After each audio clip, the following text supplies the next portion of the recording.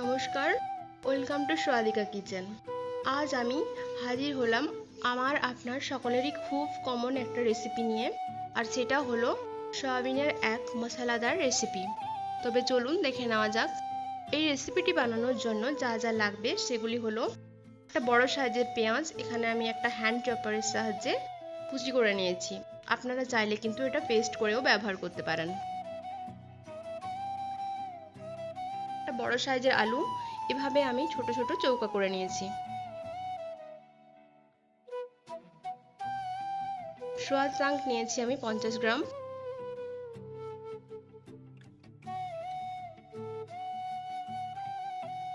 লাল লঙ্কার গুঁড়ো 1 টিস্পুন। একটা বড় সাইজের টমেটো, যেটা আমি চপারের সাহায্যে এভাবে কুচি করে নিয়েছি। আপনারা এটা পেস্ট করেও ইউজ করতে পারেন। লবণ ব্যবহার করব আমি পরিমাণ মতো।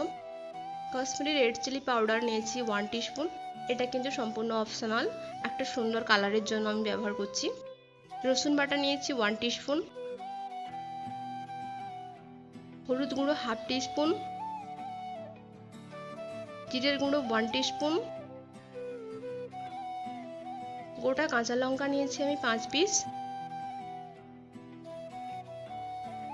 ধনের গুঁড়ো নিয়েছি 1/2 টিস্পুন।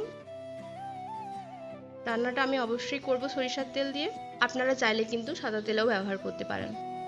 ফোড়নের জন্য নিয়েছি তেজপাতা, 3টে শুকনো লঙ্কা ও সামান্য দারচিনি। এখানে আদা বাটা নিয়েছি 1/2 টিস্পুন,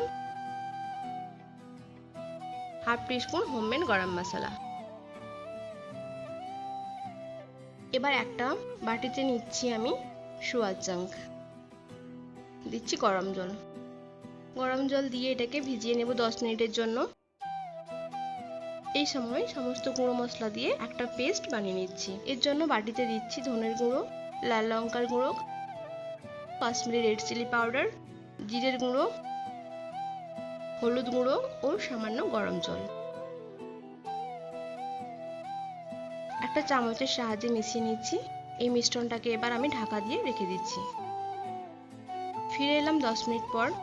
দেখুন সোয়া চাঙ্ক খুব ভালোভাবে ভিজে গেছে, নরম হয়ে ফুলেও গেছে। এবার হাত দিয়ে চেপে চেপে এভাবে সোয়াবিন থেকে জল নিংড়ে নিচ্ছি। দেখুন কত ডাস্ট বেরিয়েছে। এখানে বলে রাখি, সোয়াবিন কিন্তু অবশ্যই 2 থেকে 3 বার জল চেঞ্জ করে খুব ভালোভাবে ধুয়ে ব্যবহার করবেন, কারণ সোয়াবিন প্রসেসের সময় কিন্তু অনেক নোংরা এর মধ্যে থেকে যায়। এই তো আবারও আমি সোয়াবিনের মধ্যে ঠান্ডা জল দিয়ে সে একইভাবে জল নিংড়ে আমি ছেঁকে নিচ্ছি। আমি এখানে টোটাল 3 বার ধুয়ে নিয়েছি। চলে যাচ্ছি মূল রান্নাতে। গ্যাসে রাখছি একটা কড়াই, গরম হলে দিচ্ছি তেল। তেল কিন্তু খুব ভালোভাবে গরম হলে দিচ্ছি সেই কেটে রাখা আলু। সামান্য লবণ ও হলুদ দিয়ে হাই ফ্লেমে আমি আলু ডিপ ফ্রাই করে নিচ্ছি। আমার ভিডিও যদি আপনাদের ভালো লেগে থাকে তাহলে অবশ্যই আমার চ্যানেলটা সাবস্ক্রাইব করে নেবেন। লাইক ও শেয়ার করতে কিন্তু ভুলবেন না। আর যদি সাবস্ক্রাইব করে থাকেন তাহলে আপনাদেরকে অসংখ্য ধন্যবাদ। এই তো আলুর কালার চেঞ্জ হয়ে গেছে দেখুন। এবার দিচ্ছি সেই জল নিংড়ে রাখা সোয়াবিন। সোয়াবিন আলুর সঙ্গে আমি হাই ফ্লেমে 2 মিনিট ভেজে নিচ্ছি। সোয়াবিন কিন্তু বেশি ভাজতে যাবেন না, তা না হলে কিন্তু শক্ত হয়ে যাবে। এবার এটাকে আমি নামিয়ে নিচ্ছি। সেই একই কড়াইতে দিচ্ছি আমি 3 টেবিল স্পুন তেল। তেল গরম হলে দিচ্ছি তেজপাতা, শুকনো লঙ্কা ও দারচিনির স্টিক, সামান্য গোটা জিরে ফোড়নের জন্য। ফোড়ন খুব ভালোভাবে ভাজা হলে দিচ্ছি কুচি করে রাখা পেঁয়াজ। পেঁয়াজ ফাইন করে এখানে কুচি করে নিয়েছি, এর ফলে কিন্তু গ্রেভি থিকনেসটা খুব ভালো হবে। দিচ্ছি লবণ। পেঁয়াজ খুব ভালোভাবে আমি ভেজে নিচ্ছি। এই তো দেখুন 2 মিনিট মতো ভাজার পর পেঁয়াজের কালার চেঞ্জ হয়ে গেছে। এবার দিচ্ছি এখানে আদার পেস্ট ও রসুনের পেস্ট। আদা ও রসুন পেঁয়াজের সঙ্গে আমি খুব ভালোভাবে ভেজে নিচ্ছি। এবার দিচ্ছি গুঁড়ো মশলা দিয়ে বানিয়ে রাখা সেই পেস্ট। সমস্ত কিছুকে আবারও আমি ভেজে নিচ্ছি। দেখুন সুন্দরভাবে সাইড থেকে তেলও ছেড়ে দিয়েছে। এবার দিচ্ছি সেই কুচি করে রাখা টমেটো। টমেটো দিয়ে আবারও সমস্ত কিছুকে আমি ভেজে নিচ্ছি। মশলা খুব সুন্দরভাবে কষানো হয়ে গেছে। এবার দিচ্ছি সেই ভেজে রাখা আলু ও সয়াবিন। সমস্ত কিছুকে মিশিয়ে নিয়ে ঢাকা দিয়ে কষাতে দিচ্ছি 3 মিনিটের জন্য। ফ্লেম মিডিয়ামে রেখেছি এই সময়। ফিরে এলাম 3 মিনিট পর। দেখুন খুব সুন্দরভাবে কিন্তু কষানো হয়ে গেছে।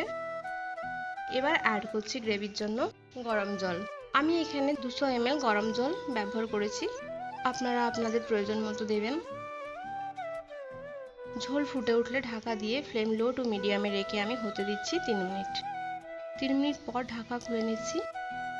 আলুও সেদ্ধ হয়ে গেছে। এবার দিচ্ছি গোটা কাঁচা লঙ্কা, একটা ভালো ফ্লেভারের জন্য এটা। আবারও ঢাকা দিচ্ছি।